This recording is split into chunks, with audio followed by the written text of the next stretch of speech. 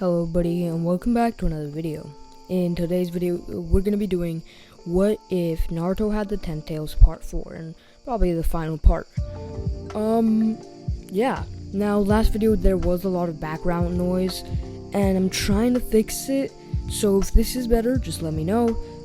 But yeah, crickets, what can I do? I can't control nature, can I? But anyway, yeah, hope this helps, and let's get right into this video.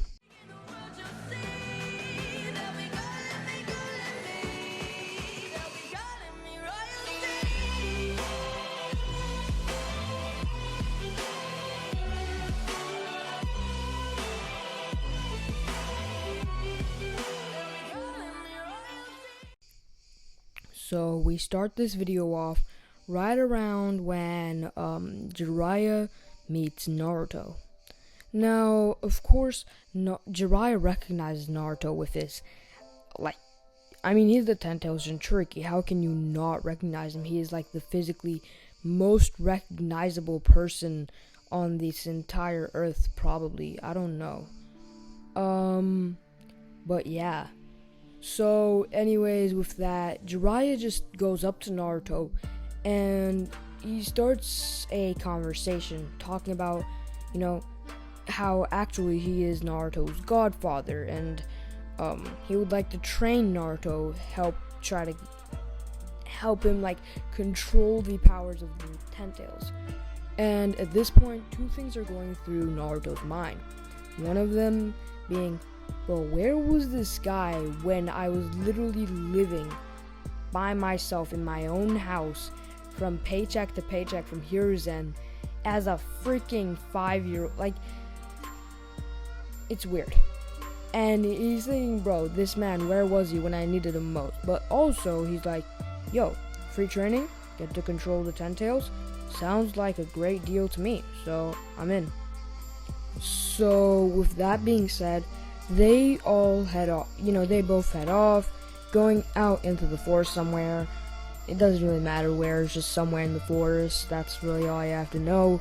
And they get the training. Now, basically what Jiraiya teaches Naruto to do first is develop some at least basic chakra control, because Naruto really doesn't have any of that. Now, he starts off with tree walking, which by itself takes him an entire day of just to walk on a tree. It takes him an entire day, plus help from Jiraiya every step of the way, because he has the 10 Tails in him, and the entire 10 Tails, so you can see how that would affect one's chakra control. Very much. I mean, we know what happened to Naruto in the original with half of the 9 tails, so I can only assume.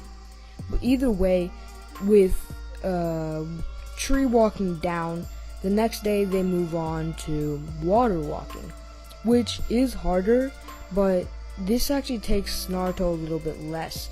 Since they start training early in the morning, they can finish it by around, let's say, 4 p.m. It really doesn't matter, just that's the amount of time approximately it took him to learn water walking. From there, Jiraiya says, good, you've learned pretty well. Now it's time to move on to something a little more advanced, let's say. As Jiraiya makes him sign the blood contract seal, whatever it's called, with the toads, and starts teaching him how to summon toads. As Naruto, after 5 attempts, gets pretty mad at himself for not being able to summon the biggest toad. Now, he has been summoning tiny toads, but nothing big. As he kind of starts raging, and he's just like, damn it, why can't I summon anything big? I have so much chakra, I should be able to channel it. As he pushes all of his chakra into his hand, as he slams it into the ground and says, come on! And suddenly, out of nowhere, pops out Gamabunta, the biggest toad of them all, which genuinely really shocks Jiraiya. I mean, come on, he summoned the biggest toad on his 6th attempt. It is something to be impressed by, honestly. But yeah, with that, they continued their training. I'm not gonna go over all of their training, but they trained for that basically entire month. Week, I think, right? Week, month. It doesn't matter that much. Let's say a month. They train for the entire month, and Naruto just works on learning everything that Jiraiya is teaching him. Now they start working on the Rasengan, but Naruto doesn't master it, so not yet. I'm not gonna make him that OP yet. He is already OP, but like still. And with that, it's time for the final part of the Chunin exams. And Naruto gets there pretty early, unlike Sasuke. Who barely makes it in time for it. No, he's very late for his own match. But yeah. So he makes it on time, and the first fight is between him and Neji. Now, Naruto had a little bit of a grudge against Neji, because Neji did, in fact, hurt Hinata in the preliminaries, and Naruto didn't quite forgive him for that. And he didn't forget about it either. So, in this match, Neji just sort of went on about destiny and how he was gonna, win this no matter what. Whatever Naruto did, Neji was destined to. He does his whole speech. You guys already know what he says. I don't really need to go over it. As Naruto just stands there being like, bro, is this guy ever gonna stop talking? As Naruto just says, are you done yet? Should I just keep waiting? I thought I was here to, fight or something. As Neji gets pretty angered by this and comes at Naruto with... Wow, that sounded wrong. Comes at Naruto. He runs. He runs at Naruto full speed, going in with his gentle palm attack. As he goes straight at Naruto, striking him with the gentle fist, blocking off his chakra points. Now, if there's anything we learned from the original Naruto, it's that the Nine-Tails chakra doesn't get affected by the chakra points, which was how Naruto in the original was kind of able to clap Neji. But here, Naruto, well, first of all, he has way more control over his tailed beast than in the original in this What If, and also his tailed beast is 5 times stronger, right, than the Nine-Tails. So what happens is Naruto just sits there like a Chad, taking all of the gentle fist blows as Neji does a 64 palms attack, and Naruto literally just stands there as on Neji's final gentle fist, Naruto just grabs his wrist and snaps it. Neji just goes in for another attack as Naruto just grabs his wrist and bends it in a way that it definitely shouldn't be bending. As Neji's arm just snaps, breaks, just gets destroyed, honestly. And yeah, with that, Naruto wins his battle. Yeah, pretty simple. Also, guys, if you're hearing a lot of sorry about that, if that hurt your ears and you're wearing headphones, if you're hearing a lot of that sort of going into the mic, I'm sorry. I'm trying this new thing where it removes a lot of background noise, but I have to hold it way closer to my mouth, so if there's any air coming into the mic, you'll just have to excuse me for that. But either way, all of the other matches go on as well, this being, let's say, Sasuke, well, not yet, but all of the Temari versus Shikamaru, the one where Kankuro forfeits, etc., etc. Now, this keeps going on, and the reason Kankuro still forfeits because he doesn't know, and all the Sand Ninja are waiting for the signal, from Orochimaru. Unfortunately, for the Sand Village, there's a little something going on with Orochimaru. I don't know if you guys remember, but he kind of got his head sliced off. Yeah, it's a little inconvenience for Orochimaru. He can just come back from the dead, but just got his head sliced off, no big deal.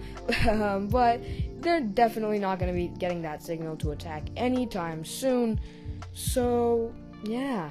Konoha Crush doesn't happen. Surprise, surprise. I mean, there's no Orochimaru to lead it, so it doesn't happen. With that, the tuning exams go on as normal, and as the rounds go on and on and on, Naruto and Sasuke are left to fight each other at the final. Now, I'm not covering the other fights, and you guys might be like, oh, how do they end up going against each other? That's just plot, that's not logical. But actually, it really much is logical, because I feel like there's only 3 people watching this video who actually care about this explanation. But Naruto went first in the Chunin exams, and this is like original, it's like canon version. Naruto went first, Sasuke went last, and with that logic, Gaara was Sasuke's strongest opponent, so Sasuke was able to beat Gaara, and because of that, I feel like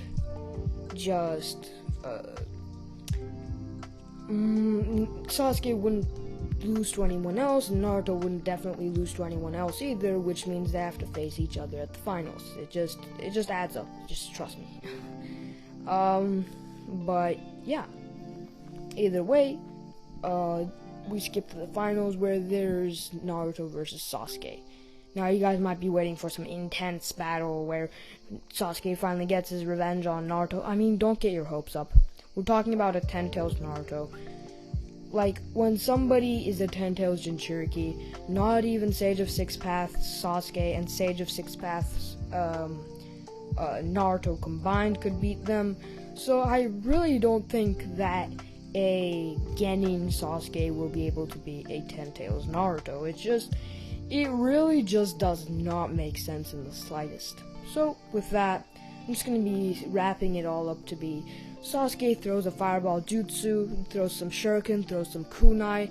They all land on Naruto, and Sasuke's like, haha, I win. But then Naruto just comes out of the smoke, pulls all the kunai and shuriken out of him, as the wounds magically heal, because, 10 Tails can magically heal, like, limbs. Just regenerate limbs. Full Orochimaru mode, I know. And Naruto just one-punches Sasuke. I feel like this is becoming a theme now. Naruto's kind of becoming a One-Punch Man. Was this what I intended for this what if? Not really. Should I have expected this? Yeah, definitely. But you clicked on this video, so you kind of saw this coming too. If you were expecting for some tough battles for Naruto, you should have clicked on what if Naruto had Storm released? That's gonna be more. Actually, comment if I should do that. I'm not sure. I might do it sometime. But sorry, went on a little rant there. Naruto wins the Chunin exams, I guess. He wins the Chunin exam. Yeah, he wins the Chunin exams and gets promoted to Chunin, along with Shikamaru and Sasuke, for the reasons of, if you remember, you don't actually have to win to be promoted. Like, Shikamaru got promoted to Chunin even though he lost in the first round. And they did nothing except for the first round anyway.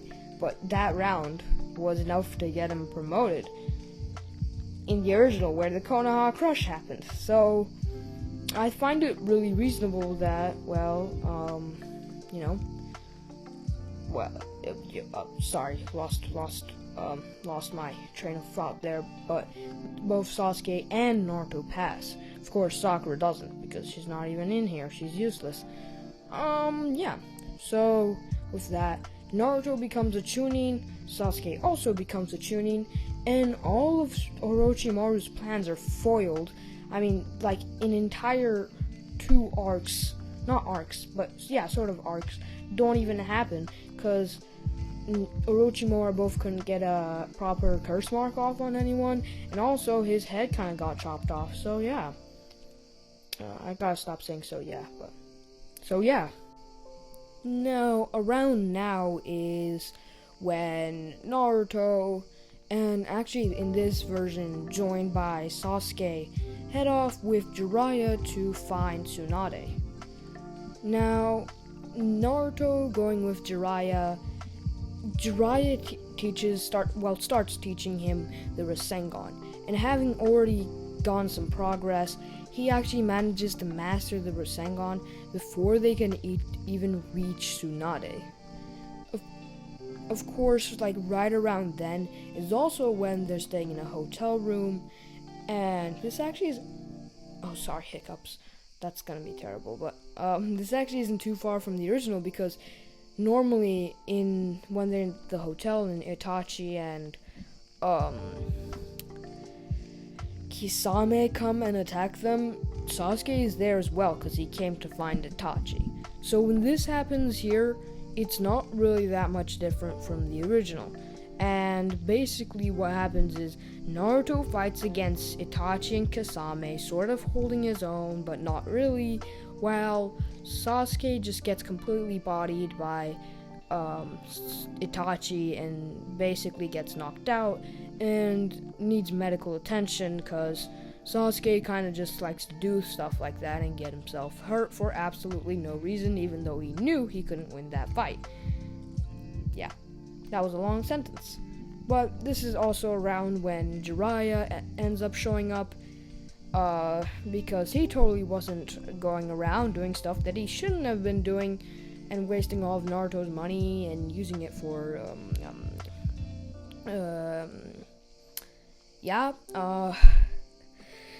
and Jiraiya basically ends up saving all of them using the toad stomach thingy jutsu. I don't know its name exactly, as this causes Itachi and Kisame to flee, just like they did in the original.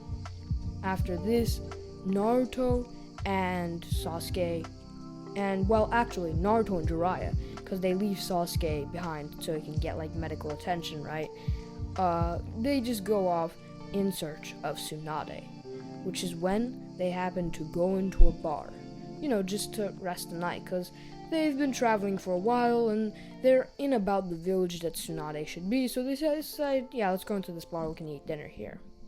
Of course, because of plot and anime logic, Tsunade happened to be there. So as they were eating, they just heard like this person like screaming from one of the back tables, like not screaming, but like being really loud, and it sort of started disturbing them, honestly, just like she was clearly drunk, but Jiraiya got up anyway to, tell her to be quiet or like leave, as Naruto decided to follow him as well.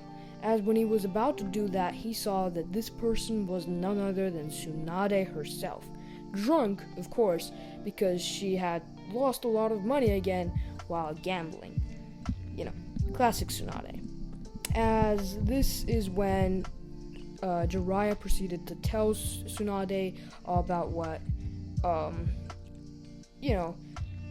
he just proceeded to tell Tsunade that Hiruzen was getting old. Remember, he didn't die, actually. He did not die. I forgot to clarify this, but he didn't die. Konoha Crush didn't happen, but Hiruzen still decided he wasn't quite fit enough for this job anymore, and that, since Jiraiya was in town, he could be the new Hokage. But as we all know, Jiraiya turned this down and offered to have Tsunade as the Hokage instead, which is kind of why they went on this whole thing. In the original, of course, Hiruzen died, which kind of led to this, but here, Hiruzen is more just retiring. Either way, Jiraiya tells Tsunade all about it, as Tsunade just starts laughing. And this is when she proceeds to do her entire speech, where she disrespects all of the Hokage, and ends up angering Naruto. And this is when Naruto counters her speech with his own speech about how great the Hokage are, and as they start having an argument, Tsunade decides to say, okay, Naruto, well, let's go outside, shall we not, okay, shouldn't we? That sounds so cringe, but just deal with it.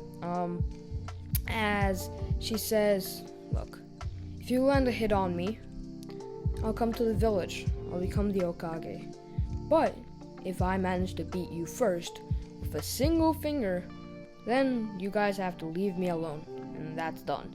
As Naruto just smirks and says, deal. As he just stands there in his casual fashion, as Tsunade's like, what is this kid doing? as she just runs at Naruto, and then right as Tsunade was running at Naruto, he just disappeared from her line of sight. She's just like, wait, where'd he go? What did he do? As she starts looking around, remember, she's drunk, she can't really think well, she's just like frantically sort of looking around trying to see any signs of Naruto. As suddenly Naruto pops up from behind her, smacking her down into the ground. And honestly, that's a win. Of course, Naruto could beat Tsunade up a bit more, but there's really no need for that. I mean, after all, a deal is a deal, and Tsunade, although not very happy about it, does end up having to come to the Leaf Village and becoming the Hokage. Also, on her trip back to the village, she takes care of Sasuke, healing all of his wounds. Of course, remember, once again, Orochimaru isn't here because guess what? He just happened to have his head get chopped off. Getting a reoccurring pattern here, aren't we? But Orochimaru does actually end up coming back around now. Right around when the time skip happens and Naruto is off training with Jiraiya, getting his Nine Tails training, maybe learning some like Rasen Shurikens, learning Sage Mode, and you guys might be like, wait, Naruto doesn't learn that. Yeah, he shouldn't be learning that stuff. That's way later in the series. But honestly, Naruto has what? 2-3 years time skip.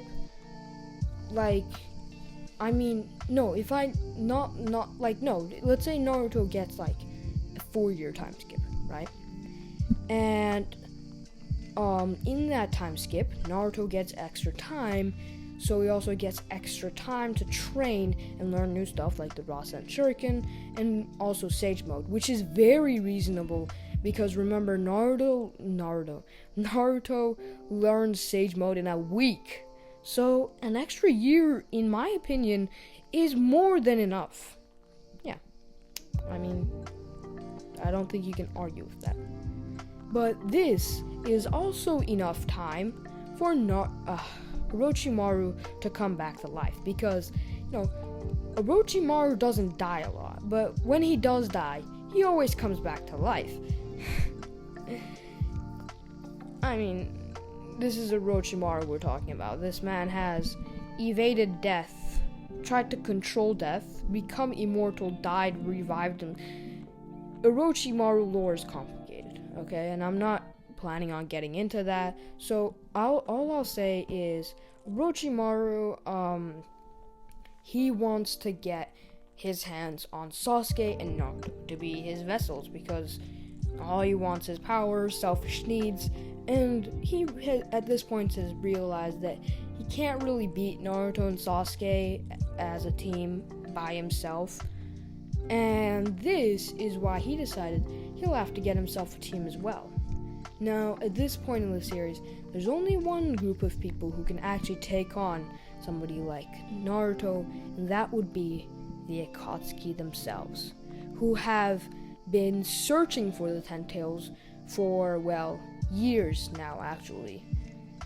Years and years. Now, Kisame and Itachi did actually end up seeing Naruto, but Itachi, because he didn't want Naruto to die, and he's actually still loyal to the Leaf Village, didn't actually tell the Akatsuki about this, and neither did Kisame, because plot reasons, but Orochimaru did, around the time after he got, resurrected or whatever. That is when he went to the Akatsuki and formed a team, as their goal was, so they form an alliance, the Akatsuki get Naruto and the Ten Tails, and Orochimaru gets Sasuke. It's really a win-win. Now, of course, there also happened to be one more person there at the time that deal was being made. That being our favorite spy, Jiraiya.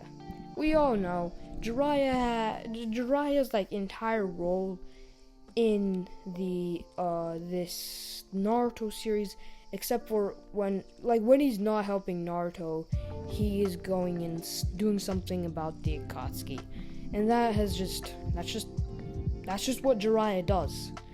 And Jiraiya, hearing about this, just decides to train Naruto and train him so that he can fight against the Akatsuki and Orochimaru as an alliance. Now, oh god, I gotta stop saying now. Sometimes I keep saying a word over and over again. But this is around when Naruto comes back to the Leaf Village, and the day he comes back is also the day that the Akatsuki have decided to attack. So they know this attack is coming. They have informed the Leaf Village of it. So what they have done is they have prepared like a team of everyone in the Leaf Village, including Guy, Kakashi, Hiruzen, because he's still alive, but not in the greatest shape, but he is alive. He is still a great asset. Tsunade, Sakura, who's a little bit less useless now, Sasuke, Naruto, and the list just goes on. The Leaf Village does have a lot of talented fighters, and especially Naruto post-time skip, having actually gained quite a lot of control over the Ten Tails, is really, really powerful. Just trust me, guys. As the Akatsuki and Orochimaru arrive, assuming that they'd, be surprise attacking, but they just look at the Leaf Village border and see all of the Konoha villagers waiting for them, as they realize that Leaf Village knew they were coming. But it's too late to turn around now, as all they can do is charge into battle, as an all-out war begins. So around here, I'm gonna be breaking all the fights, I guess, into parts. So Jiraiya and Sasuke maybe would be taking on Orochimaru. Guy would be taking on somebody like Kisame. Kakashi would be taking on another Akatsuki member, and so on and so forth. Just generally like that, so that all of the Konoha ninjas are matched up against an Akatsuki member. And this leaves Naruto to fight off against the Paths of Pain. And, of course, Obito, who is still kind of hiding in the shadows. And so this is when the battle starts. And Naruto actually, with ease, takes out some of the first Paths of Pain, as Pain sort of starts using all of his abilities, especially the path with the Diva path, the one with all the push-pull abilities. And so Naruto starts destroying all of them, because, let's be realistic. Ten Tails mode is stronger than KCM2 by a long shot. Ten Tails mode is stronger than KCM2 plus Sage mode plus Sage of 6 path power. And Naruto in this scenario has Ten Tails mode plus Sage mode. And assuming that only Sage mode is enough to take care of the Paths of Pain, Naruto literally just stomps all over the Paths. The Paths of Pain don't stand a chance. They stab Naruto, cut off his limbs, but they freaking regrow. And Naruto is literally One Punch Man styling this, and he doesn't even care. He's just going through these guys, just destroying them, as they don't even stand a chance, all the way going up until Nagato finding him with his great chakra sensing abilities and finishing him off. Now, as he kills Naruto, Nagato. That would be a plot twist, killing Naruto. He also notices Nagato's Rinnegan, which normally would be taken by Obito, but in this scenario is taken by Naruto, as Naruto, being the Jinchuriki of the Ten Tails, kind of feels that he is the rightful owner of this Rinnegan. I don't know why, Naruto logic, but that doesn't really matter why he took it. He wants to be more powerful, as he takes out his eyes, puts in the Rinnegan, as he just feels a crazy amount of power going through him. He's like, damn, these eyes are good. These eyes are way better than mine. And he also activates Sage Mode as well with the Rinnegan, which is kind of like, you know how there's like a dot at the center of the Rinnegan? Well, when you activate Sage Mode, it makes that dot at the center become the line, the Sage Mode line, and there's a bit of yellow at the middle of the Rinnegan. Yeah, just imagine that, sort of. And Naruto, at this point, being super overpowered, goes towards Obito, which he can now sense with his new eyes and his incredible chakra sensing ability. He's basically just going for Obito, as he also realizes this strange feeling, as for the first time, he is awakening his truth-seeking orbs. So yeah, Naruto finally awakens his truth-seeking orbs, and using both his truth-seeking orbs and the amount of power he already had, Naruto, well, he absolutely dominates Obito. Now, Obito in this fight doesn't have the Rinnegan, Naruto does. Obito doesn't have the Ten Tails, Naruto does. And Obito doesn't have his truth-seeking orbs, Naruto does. And this makes Naruto, like, uncontrollably OP, as even, as Obito tries to use his Kamui to kind of phase through Naruto's attacks combined with his truth-seeking orbs are way too much for Obito to handle, as he just gets completely destroyed by Naruto. Meanwhile, all the other ninjas in Konoha manage to finish their fights as well, going up against the other Akatsuki members, and with that, the Leaf Village wins the battle. And that is going to be the end of today's What If. After all of this happens, Naruto moves on to become obviously the strongest Hokage ever and lives happily. You guys know the deal. He lives happily ever after until Boruto happens. But fortunately, guys, guess what? In this What If, Boruto doesn't happen. And with Boruto not happening, this also means that I will not have to go over all the stuff that happens in Boruto and bore you guys to death. So yeah, I really do hope you guys enjoyed this What If. If you did watch all the way to the end of this What If, I really do hope that means I deserved a like and a subscribe, but really, that's up to you. Either way, goodbye, and I'll see you next time.